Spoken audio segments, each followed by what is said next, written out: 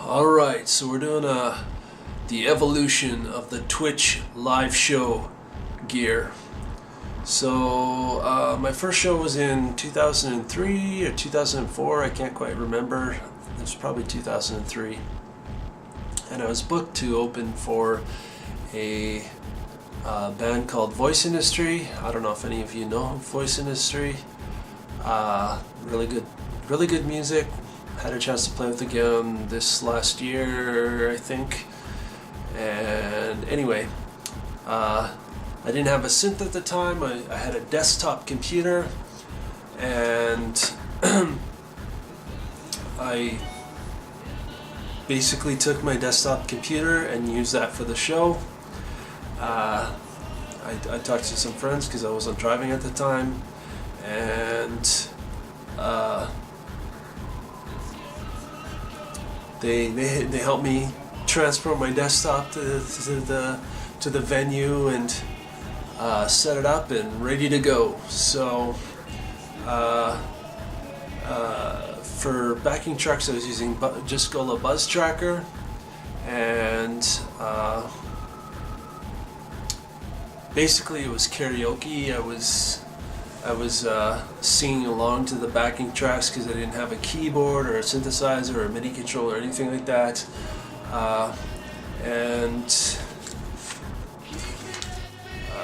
I connected my computer sound card to a 1/8 inch jack to SPDIF. Yeah, it was SPDIF, and then that was converted into a 1/4 inch, which went to the front of the house. And at the beginning of the show, when I was trying to do a sound check, for some reason it wasn't working. I wasn't getting audio from the computer, and lo and behold, it was the 1/8 inch jack was plugged into the wrong port on the sound card. So just quickly fixed that, did sound check, and then it wasn't too much longer that we started the show. Matter of fact, I think it was like 2 minutes, and did the show. The computer that I was using at the time was I think it was a Pentium 2 or 3, I'm not sure. Maybe it wasn't even a Pentium, I don't fucking know, it was so long ago.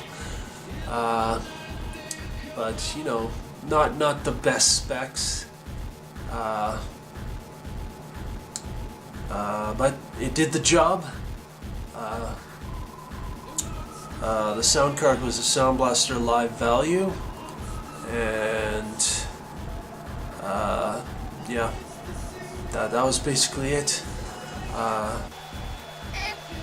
This being my first gig, obviously it was very amateurish, and you know, I didn't know what the fuck I was doing. I was just like, yeah, fuck yeah, let's play a fucking show. And it was a solo gig at that point, and the software didn't work properly. Every time I changed songs, I had to close and then reopen the Just Gola Buzz software to load new songs, because every time I tried loading a song normally by just opening file, it would freeze up, and so I just said fuck it, I'm just gonna, it was quick to close and open, so I just said fuck it, I'm gonna close it and open it and just do it that way. And yeah, every time I did that, there would be this weird fucking Windows opening sound that would come on, that would cut through the PA system, and yeah, not very amateurish, and I'm sure some people were like, what the fuck? But who cares? I don't care. It was my first show, and don't care. It was fun. All I cared about was that I was doing the show. So My set was about 45 minutes long, and thankfully the staff at the bar was very accommodating, and you know, being that this was my first show, they were understanding and all that. So after that initial gig, I went back into the studio to write the next album, and it wasn't until 2011 that I started rehearsing with a guitarist and a drummer. Unfortunately, the guitarist had to leave before we could play another show, and so it was just the drummer and I, and it wasn't until about 2012, matter of fact it was August 2012, August 12th I think, 12th or 22nd, not sure, that we did our first show as a duo. And 2012 rolls around and my live setup was quite different. It was myself with a laptop and the drummer. Fortunately, I acquired a hand-me-down laptop, and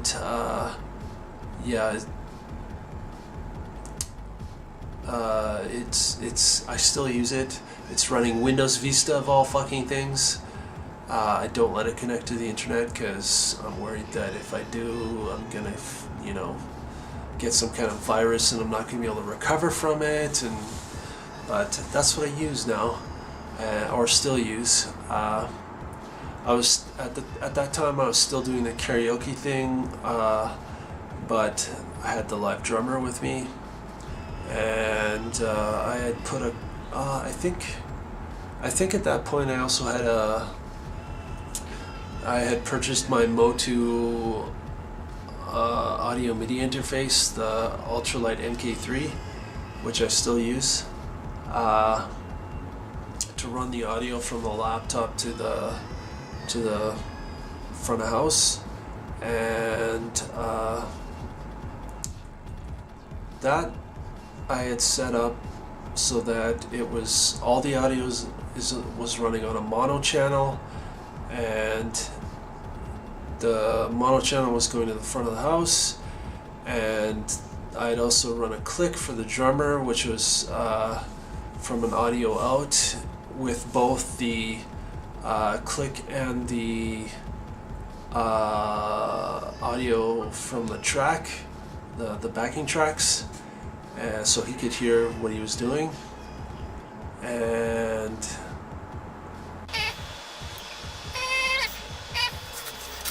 I think we did a couple of gigs like that. Oh yeah, I was using, at the time I was using Cakewalk Sonar for running the backing tracks. It was good at first, and then after I started introducing new songs, it started to not be able to load more than like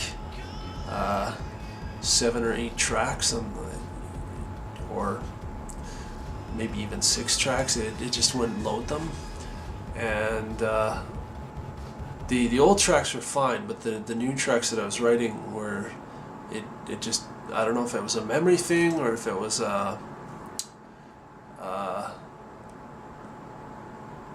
or whatever it was, or it's just the software not working properly or whatever. So I ditched that, and I ended up purchasing Kakos Reaper, their $60 license, and which I highly recommend if you're on a budget, because it's fully featured, and you can do whatever the fuck you want. It's a fully featured DAW. So I ended up running backing tracks using Kakos Reaper, and at that point I'd recruited a live guitarist, live keyboardist, and the same drummer, and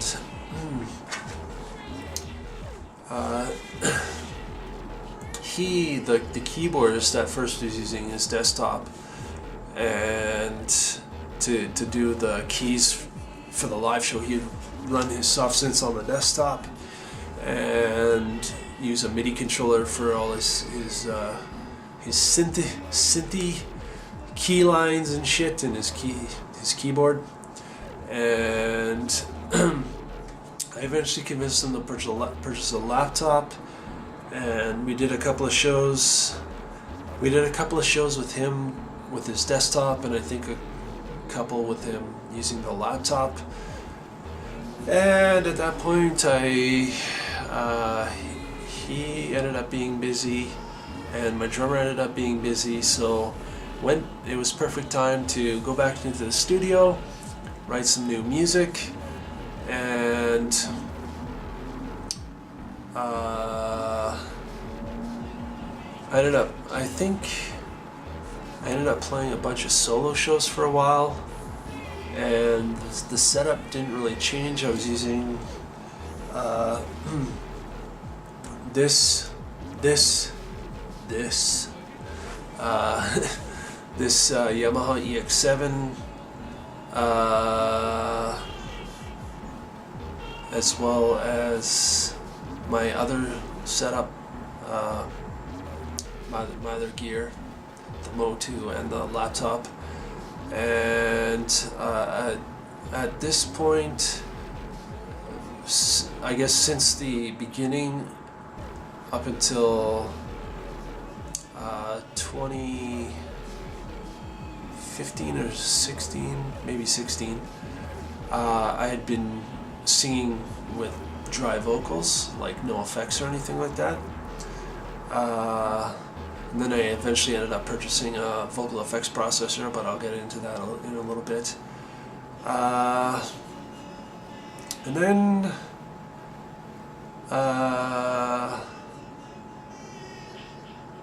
yeah, the drummer,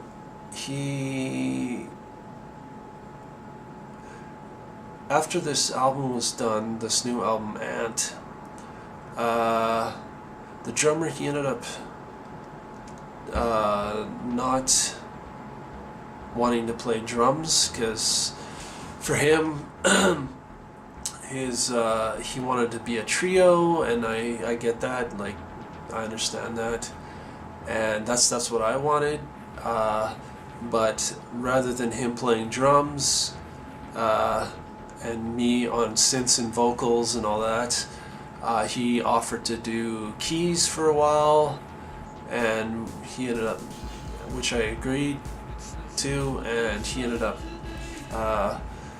taking on the live keys and live synth role. And his setup was a laptop, an iPad, some kind of Juno 106 or something, or I don't know what it was, maybe not a 106, I'm not entirely sure, some kind of Roland keyboard or Roland synthesizer, and he was controlling all of that with MainStage. Yeah, it was a MacBook Pro, not a laptop, and with MainStage, and he controlled his rig with MainStage. I was still doing my stuff with this synth and my laptop and the Mo2, and I'm not sure what he was using for an audio MIDI interface, but yeah, I'm not entirely sure. Anyway, so he came on as a synthesist for a while, and then he ended up being busy, too busy to do stuff again, and then I can't exactly remember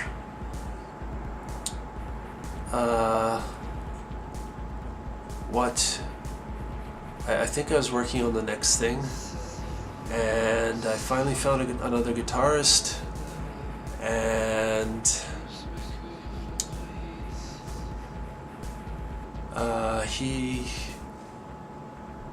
he's still with Twitch, and yeah, he, for his setup, he uses he uses the same setup as whenever we started with them. When did we start? I can't remember.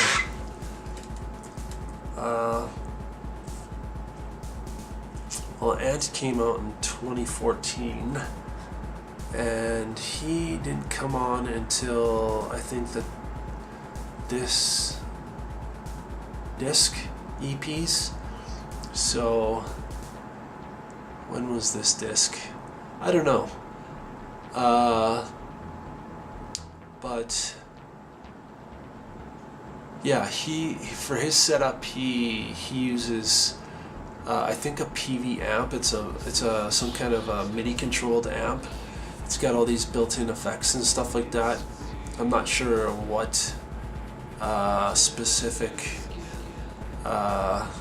type, but he uses a MIDI I think it's a MIDI controlled foot pedal to go through the effects, and he can change it and manipulate it and stuff like that. And he also uses a Jackson, I think, 7-string, and yeah, that's pretty much his setup. And then when he came along, we ended up the drummer ended up coming back for one show, and we played that one show, and then the drummer had to leave, unfortunately, because he's just too busy with work and stuff, and he's still too busy, unfortunately. But we carried on as a duo. At some point in there, I ended up doing a bunch of solo shows, and that's generally what I do. Is when band members can't be around, I end up doing solo shows, and my solo shows are generally my synth and my Motu audio interface, my laptop, and yeah, that's kind of how it goes.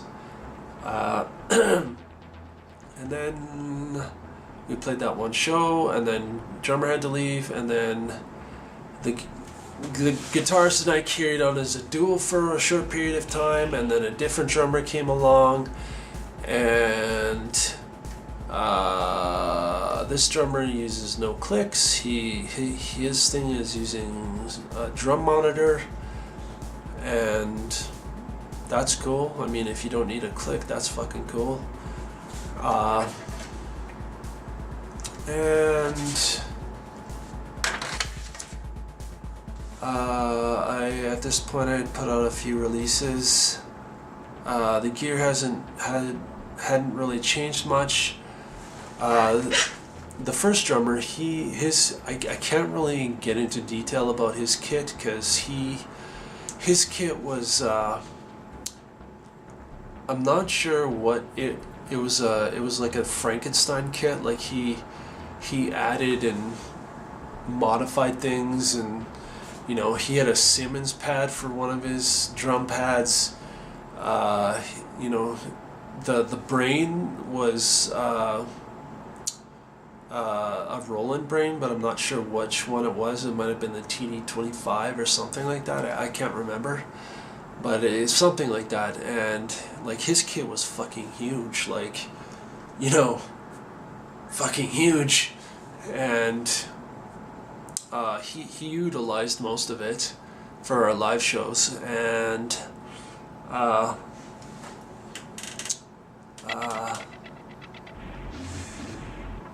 yeah, it was a Frankenstein kit, so I can't tell you what exact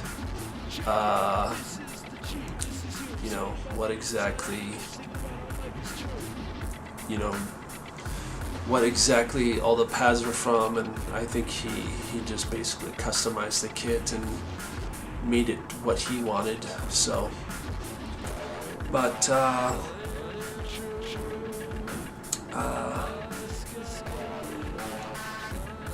the new drummer, he still uses a TD-11, a Roland TD-11, and his is just the basic TD-11. Like that's how he ended up purchasing it, was Just no customization, just the T11 and the pads and the bass drum and all that shit that came with it, or the bass trigger or whatever. And then I eventually added the TC Helicon Perform V vocal effects processor for my vocals, obviously, and that was, let's see here,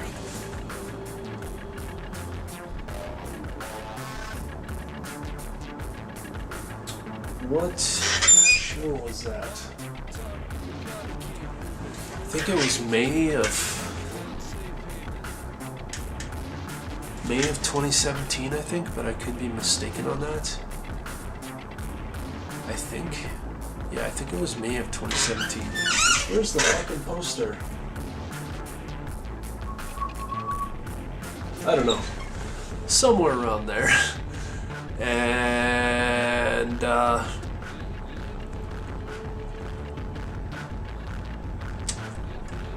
added that, and that was pretty much it.